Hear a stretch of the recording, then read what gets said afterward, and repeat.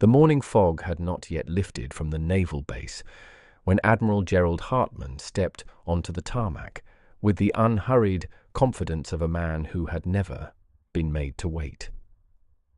41 years of service had carved his posture into something permanent, shoulders squared against the grey Pacific sky as though the weight of rank had long since become indistinguishable from his own spine. The inspection had been scheduled for 0700 hours. It was 0658. He was, as always, early enough to remind everyone else that they were late. His aide, Lieutenant Commander David Reyes, walked 2 steps behind, carrying a leather-bound briefing folder that had not once been opened that morning. Hartman didn't need briefings. He had run naval operations across 3 continents, overseen the careers of thousands of officers, and built a reputation so formidable that junior personnel had been known to request reassignment rather than face a direct evaluation from him. The base sprawled before them, immaculate in the thin coastal light, flags snapping in the salt wind, patrol routes running like clockwork. Hartman noticed everything. The slight rust discoloration on a security booth hinge, a maintenance crew moving 2 minutes behind schedule near the fuel depot, a fire door propped open with a sandbag on the eastern logistics corridor. He said nothing yet. He catalogued. What he had not expected at the far end of the main inspection line, standing alone and slightly apart from the assembled officers, was her. She was perhaps 32, though her bearing made age feel like an irrelevant detail. Compact in frame, but carrying herself with the particular stillness of someone who had learned long ago that she had nothing to prove by moving. Her uniform was pressed to an edge that could have drawn blood. Her ribbons were arranged with mechanical precision. She did not shift her weight. She did not glance sideways at the Admiral's approach the way nearly every other officer on that line did. She simply stood, eyes forward, expression composed, as if she had been waiting not nervously, but patiently, the way a person waits for something they have already decided will happen on their terms. Hartman paused in front of her. He looked at the insignia. Captain. Then he looked at her face. Then, because he was Gerald Hartman, and because 41 years of rank had given him the luxury of saying exactly what he thought in any room in the world, he did something that no one present would forget. He smiled, not warmly. The way a man smiles at a puzzle he does not expect to be particularly challenging. He asked for her name. She gave it without hesitation. He nodded slowly, letting his gaze move across her ribbons with the deliberate pace of a man pricing livestock at auction. Then he asked the question. "Captain," he said, with a particular inflection that carried the full accumulated mass of his 4 decades of authority, "what exactly is your posting? Leave a like and share your thoughts in the comments along with the city you're watching from and what time it is where you are right now." Let's continue with the story. Captain Elena Vasquez had been born in a military family in the high desert of New Mexico, the second of 4 children raised in base housing that smelled of floor wax and institutional coffee, where rank was understood before arithmetic and the chain of command was as natural as gravity. Her father had retired as a master sergeant after 26 years. Her mother had spent 18 years as a Navy corpsman before a training injury ended her service. Dinner table conversation in the Vasquez household had consisted largely of debrief, equipment maintenance schedules, and the kind of quiet professional pride that does not need to announce itself because it has already been demonstrated. Elena had been the child who asked questions that made adults pause. Not disruptive questions, not the kind that came from defiance, but the kind that came from a mind that could not stop working, that saw the space between what was being said and what was actually true and could not help pointing toward it. She had graduated from the Naval Academy 4 years ahead of the pace her advisors had considered aggressive. She had deployed twice before most of her cohort had completed their first posting. Her evaluations used words like exceptional, and then, when the evaluating officers ran out of modifiers that felt adequate, they had begun simply writing that she operated at a level that the standard rubric was not designed to capture. She had commanded a destroyer at 29. She had been the youngest officer in the history of her division to receive a commendation for operational leadership under live-fire conditions. She had built a record so dense with achievement that her personnel file had reportedly caused a senior review board to request a second copy, assuming the first had been assembled incorrectly. None of which Admiral Hartmann knew when he stood before her on that tarmac. What he saw was a captain. Female. Young. Standing slightly apart from the group in a way that suggested either supreme confidence or a social miscalculation. He had made his career in part by reading people quickly, and he believed, as men of long authority often do, that his readings were reliable. Captain Vasquez answered his question about her posting with 2 words spoken in the same tone she might have used to confirm a weather report. Base General. The silence that followed was not the ordinary silence of a pause between sentences. It was the silence of a room in which something has just changed and no one has yet processed what.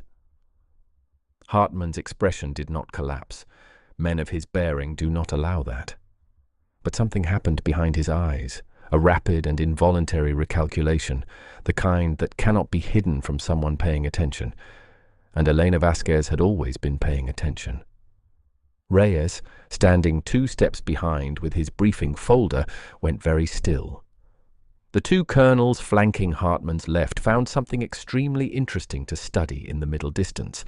Hartmann said nothing for a moment that was long enough to be noticed by every officer on that line, all of whom were staring forward with the fixed expressions of people trying very hard not to be seen watching.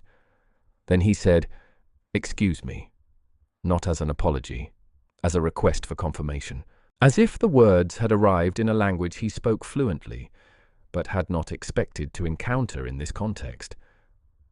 "Base General," she repeated. Same tone, same stillness. Hartmann looked at her for 2 full seconds without speaking, which was, by any measure of the man's known behavior, an extraordinary thing. He was not accustomed to needing 2 seconds. He was not accustomed to needing 1. For the officers present, it was the kind of moment that gets described very carefully, in private, for years. The story of how Elena Vasquez became the youngest base general in the history of the Pacific Command did not begin with a single dramatic moment. It began, as most extraordinary careers do, with a long accumulation of ordinary days in which she consistently chose the harder thing when the easier thing was available. At 24, she had been assigned to a logistics command that was widely understood within the naval community to be a professional holding pattern, a posting that solid officers accepted and excellent officers requested reassignment from as quickly as courtesy allowed. Vasquez had not requested reassignment. She had spent 14 months inside that logistics command, dismantling a procurement bottleneck that had cost the division an estimated $6 million annually for 9 years, a problem 3 of her predecessors had documented, reported, and ultimately accepted as structural. She had not accepted it as structural. She had mapped it, traced it, and fixed it, producing a revised protocol that was eventually adopted division-wide and that saved, in its first full year of implementation, more than the original projected figure. The officer who had made the posting, a captain who had expected her to be quietly miserable and professionally unremarkable, had written her evaluation with the particular combination of admiration and chagrin that belongs exclusively to people who have underestimated someone in writing and must now document having done so. That pattern had repeated itself throughout her career with a consistency that eventually stopped looking like coincidence and started looking like character.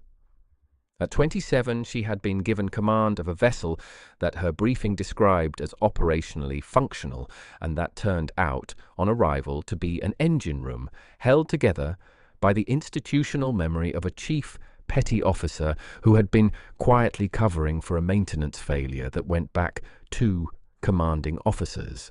Vasquez had spent her first 72 hours aboard, not in the command center, but in the engine room, not directing but listening, and then she had produced a report so thorough and so precisely targeted that the subsequent repair and refit had come in under budget and ahead of schedule, which had apparently never happened with that vessel under any of its previous 4 commanders. She had the kind of mind that did not require the approval of a situation before engaging with it fully. She moved into problems the way water moves into cracks, not forcefully, not with noise, but completely, finding every space where something was not quite right and filling it with work. By 30, the naval community had developed a quiet awareness of her that was difficult to categorize because it did not fit the standard templates. She was not political. She had no known mentor in the senior ranks, no patron who had championed her advancement through the unofficial channels that accelerate so many careers. She was not charismatic in the way that gets noticed at dinners and ceremonies. She was simply, inescapably, extremely good at her job in a way that produced results that were hard to argue with, regardless of how one felt about the person producing them. The base general posting had come through channels that bypassed 3 officers who had expected to receive it, all of whom had significantly more years of service and significantly thinner operational records. The selection board's notes, which circulated in the way that confidential documents always eventually circulate in large institutions, indicated that the decision had not been close. When Hartman recovered himself on that tarmac, he did so with the practiced composure of a man who understood that how you respond to surprise is itself a form of information about your character. He straightened incrementally, almost imperceptibly, and his expression shifted from the particular condescension of his initial appraisal to something more careful, more measured. He asked how long she had been in the posting. 11 months, she replied. He asked about the base's current operational readiness assessment. She gave him numbers, specific ones: force availability rates, maintenance cycle status, training completion percentages, the projected timeline for the Eastern Perimeter upgrade that had been 3 years behind schedule when she arrived and was now 6 weeks from completion. She did not consult notes. She did not look to Reyes or to any of the officers flanking her. The numbers came the way numbers come from someone who has not memorized them, but simply knows them. The way you know the layout of a house you have lived in for a long time. Hartman listened. He asked a follow-up question, the kind he used to test whether someone's surface familiarity with data concealed gaps in understanding. She answered it without effort, and then, without being asked, addressed the next logical question before he could formulate it. Reyes, standing behind the Admiral, very slowly and very carefully opened his briefing folder for the first time that morning, not because he needed to consult it, but because he needed something to do with his hands. The colonels flanking Hartman had long since given up studying the middle distance. One of them was watching Vasquez with an expression that sat somewhere between professional admiration and the particular discomfort of a person recalling things they had said about her in rooms they had assumed were private. Hartman asked about the fire door on the Eastern Logistics Corridor. She told him it had been noted at 06:41 that morning by a maintenance sergeant, and that a corrective action order had been logged at 06:43. She added that the sergeant in question had been running early on his patrol route, and that she had already adjusted his commendation review accordingly. The Admiral went quiet again. Not the same silence as before. This one was different in texture, less disrupted, more deliberate. The recalculation happening behind his eyes now was of a different kind. When he spoke again, his voice had dropped slightly in volume, which those present understood as a sign that the performance portion of the inspection had quietly concluded.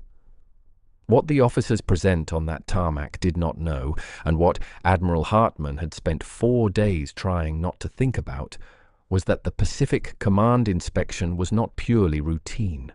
It had been ordered by the Joint Oversight Board following a classified assessment that had flagged 3 installations in the region for structural deficiencies in command coherence, a bureaucratic phrase that translated, in operational terms, to the kind of quiet, institutional dysfunction that does not produce dramatic failures, but produces a steady accumulation of small ones, eroding readiness the way water erodes stone, slowly and without announcing itself until the damage is already deep. 2 of the 3 flagged installations had already been reviewed. Both had produced reports that were, in the measured language of the board's assessments, concerning. The 3rd installation was this one. Hartmann had read the preliminary flag on the drive up from the airfield. The flag had been issued 8 months ago, predating Vasquez's tenure by 3 months, and its language described an installation that was administratively coherent but operationally fragmented, with command structures that had calcified around seniority rather than function, and a culture of deferred maintenance that extended from the fuel depot to the officer evaluation cycle. He had arrived expecting to find a base still carrying those problems, perhaps partially addressed, perhaps cosmetically improved in anticipation of his visit, the way bases sometimes were when word of an inspection reached the right ears through the right channels. He had not expected what the numbers were telling him. He had not expected the Eastern Perimeter project to be 6 weeks from completion on a timeline that the board's own projections had written off for another 18 months. He had not expected force availability rates that sat 7 points above the regional average. He had not expected a fire door corrective action order logged at 06:43 on the morning of his arrival. What he had not allowed himself to expect, because it sat outside the frame through which he had assembled his first impression on that tarmac, was that the installation's commanding officer would be the reason for all of it. Hartmann asked Vasquez to walk with him, not Reyes, not the colonels, just her. They moved away from the inspection line along the edge of the tarmac, the Pacific grey and flat. Beyond the perimeter fence, seabirds tilting in the cold wind. He did not speak immediately. He walked the way he always walked, with the forward, leaning deliberateness of a man who has somewhere to be, but he did not speak, and the silence between them was occupied not by tension, but by something closer to mutual assessment. She did not fill it. She understood, with the instinct of someone who had spent years reading rooms, that the silence was not hers to fill. It was his to resolve. He asked her about the personnel restructuring she had implemented in her first 60 days.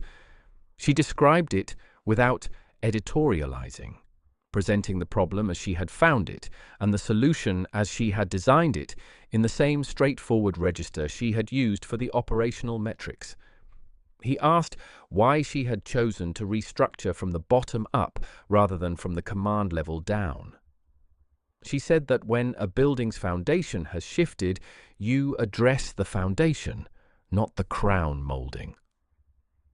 He didn't respond to that directly. He asked about the refit timeline on the logistics corridor. She explained the procurement adjustment she had negotiated with the regional supply command, a change that had required 3 weeks of quiet persistence with a contracting officer who had initially declined to deviate from the standard cycle. She had not escalated it. She had simply kept returning, each time with more precise documentation of why the deviation served the mission, until the contracting officer had concluded that approving it was easier than continuing to explain why he had not. Hartmann stopped walking.